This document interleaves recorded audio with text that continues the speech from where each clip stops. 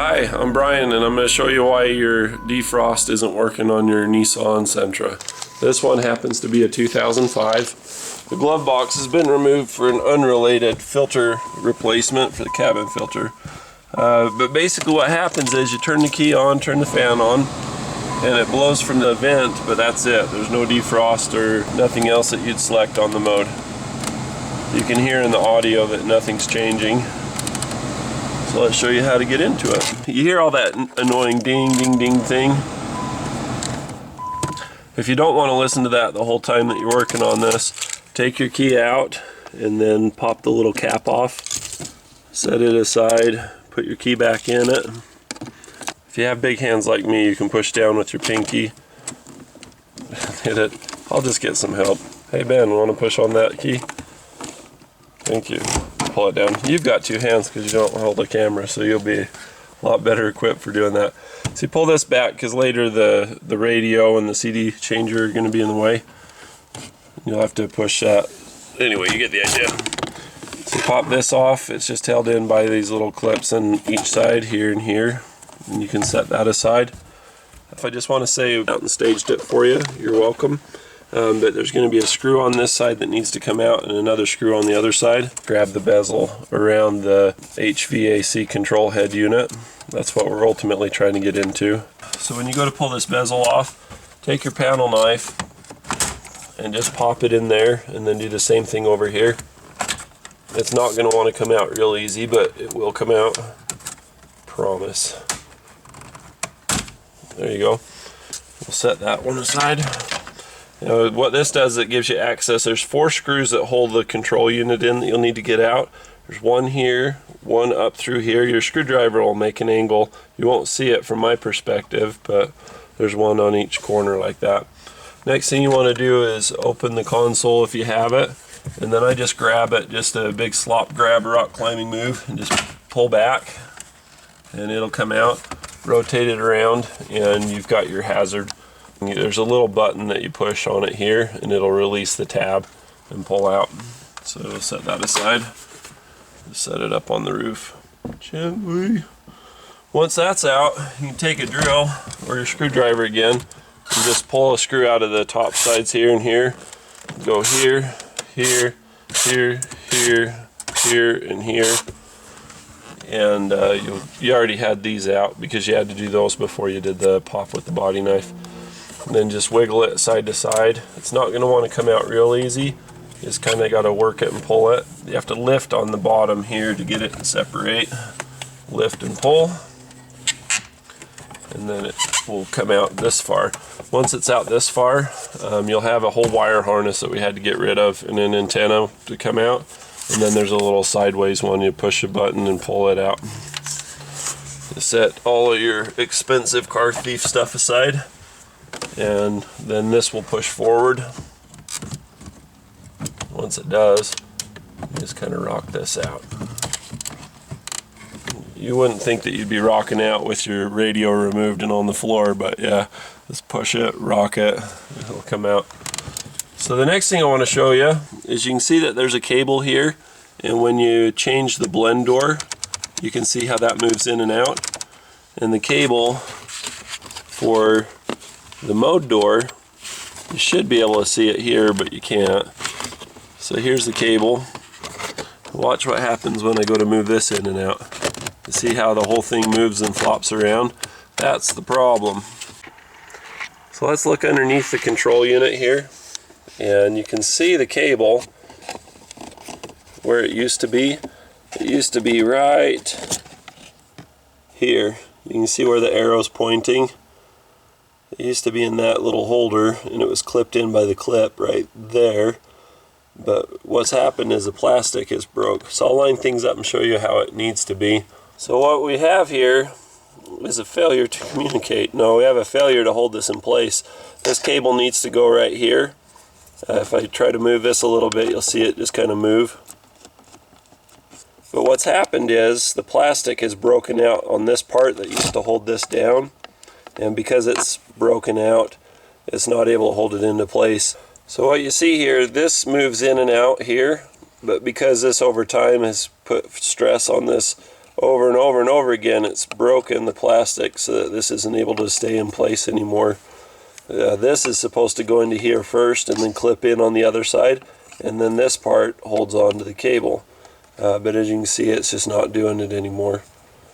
You got a little electric contact switch for certain positions of it so that other aspects of the HVAC system can work. You can see that we've got a rack, which is this rack gear, and a pinion gear that move this side to side with the, I mean, it's all mechanical plastic, so of course over time it's going to snap. So what we need to do in order to get this thing fixed is we need to re-secure this. And there's a lot of ways you can do it. You can replace this whole head unit. So just called the dealership with the last date of the VIN, and the list price for that control head unit is about $450, and it's 5 days out, which means they'd have to order it. And then just swap everything over. That's one way to do it. Another thing you can do is just secure this. You could epoxy it down. You could put this in and then drill a couple of holes and use wire to secure it. But you just need to get this cable housing from moving in and out. I'm going to show you what it looks like when you try to actuate the thing. You can see that nothing changes between the wire and the cable housing, or the cable and the cable housing. It just moves in and out, so nothing translates that motion on the mode select door on the other side. So I think going with baling wire to just baling wire that clip down is going to be the way that we wind up getting this done. So what I'm going to do is I'm going to take the clip out and drill a hole in it and run some wire back around the back side of it and just wire it down. Eye protection is required for this next part. I'm going to show you what we do to make sure that we get the hole in the right place. These silly little things, you got to have a hole in a place where it's not going to be too close to the edge. If you do something like this was a practice one that's not actually going to be used, but you can see that would pull through over time due to stress. We want to get a result that's more like this. And in order to do that, you got to pre-punch it. So what we do is hold this with pliers or something, get a masonry nail or a punch, something that's really hard steel. Get it right where you want it. Take a bigger hammer than what you think you need. Hit it a little harder than you think you should. And it'll make a little ding in it. And then when you go to put it in the drill press, that drill bit's going to want to spin around and it'll land right in that ding and get the hole right where you want it. So you take a little oil so your drill bit doesn't get destroyed on this hard steel, this spring steel, or whatever these clips are made out of. And you see we got that little ding right there. We got a little oil on the bit, and I'm holding it with pliers so that it won't start spinning on me. So we just go like this, find our little ding, and just sit on it for a minute. We got light to moderate pressure going. It just punches right through just like that. So next thing we're going to do, the cable's going to go in through here and hook up here. And this is supposed to go in first and then over the cable, and then this side clips down. And it still has the ability to clip, no problem. But we just need some way to anchor so that it's not going to pop out. So that's what these holes are for. And then from here I'm going to anchor it to that little hole that we have. So it'll work kind of like a door hinge, but it'll be more permanently in place rather than just being set in there. It'll be, you know, anchored better. Another thing you could do is you could do a hole all the way through there and run a little loop of wire and twist it, and then have this go underneath the wire. This is my first one. I'm not sure which way we're going to go, but there's a couple of options that you have. If you don't have a drill press and you just have a hand drill, then running something through there, or even a rod, and then bending it down, that would work. So I got my wire wrapped around there. So I'm just going to string it through the hole. It's kind of arc your wire. Like I say, there's 1,000 ways to skin a cat. There's 1,000 ways to do this too. Just basically just need to get that to hold on.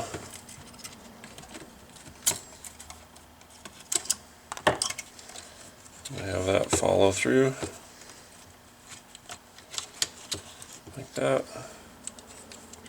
and then just loop this around. I cut it off about there. Just have that go back. You can even just mush this and not even have to twist it. So now I can pull on that with quite a bit of force and it's not going to break. It holds a lot better than that little layer of plastic did. So that's our fix, and then all we need to do is when we go to install it, we just have this hinge in there, put the cable where we want it, and clamp this on. This actually has a little burr on each of these that's bent down. I don't know how well you can see that, but when you look in here, there's a little burr here and here that hold on to the cable jacket so it can't slide anywhere. So we've got this one all wired up and secured. This is the main event, this is the main attraction one. So this has to go in through here because you see the little part, the channel for the cable. So it's got to be held in like that, and then this clips down. You can see where the plastic broke away there. So we'll pop this back off. What we did is we drilled a hole through the plastic there. So I've got this curled so that it'll go into that. So I just fish it through like that. See on this side. Just kind of pull it through. It's nice and flush. Check it because you're not going to be able to tighten it later. And we just fold it down the same way. There's a chance for this to pull out, but it's just probably not going to happen. If you can get this to go back in and around and then just pinch it real good this way, the angle of that pinch is going to hold it in place as well as it would to wrap it around. So that's in there nice and tight. That's not going to go anywhere.